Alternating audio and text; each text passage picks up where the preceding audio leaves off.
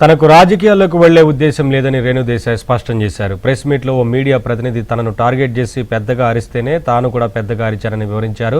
ఈ వ్యవహారంలో తన పిల్లలను లాగొద్దని కోరారు. అసలు ఏం జరిగిందో చూద్దాం. నేనేం చేస్తున్నాను? మీరు వినట్లేదా? నేను చెప్పేది వినలేదా? మీరు చెప్పేది విన్నారా లేదా? చెవులుందా లేదా మీకు లేదు.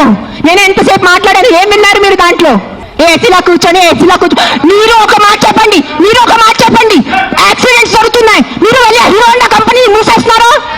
మీరు మూసేస్తున్నారా? బజాజ్ కంపెనీ మూసేస్తున్నారా?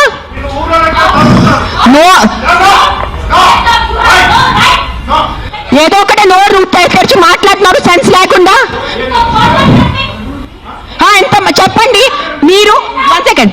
ఈ రోజు యాక్సిడెంట్స్ జరుగుతున్నాయి. యాక్సిడెంట్స్ కోసం మీరు Maruti company, Hero Honda company అడుగుతున్నారా? నాకు అడిగే ఏ హక్కు ఉంది మీకు?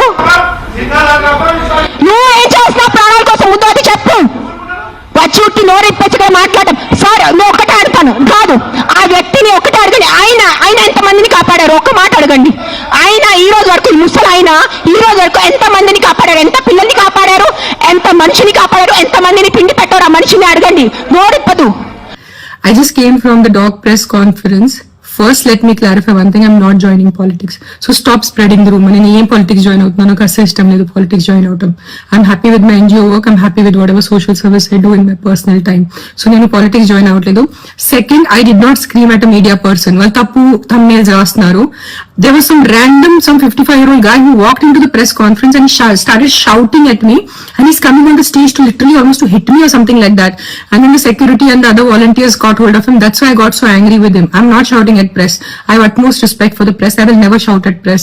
So stop spreading false rumors. Personal life మీద కమెంట్ చేయడం మీకు ఎంత వరకు మంచిగా ఉంటుంది? అండ్ నేను ప్రెస్ వాళ్ళ మీద అరవలేదు. సో ఇఫ్ హిస్ అతని విలువ ఉంటే నాకు మీద కూడా అరిచారు కదా, నాకు కూడా కొంచెం విలువ ఉంది. సో నేను కూడా రిటర్న్ అరిచాను. Don't kill all dogs, please don't kill all dogs.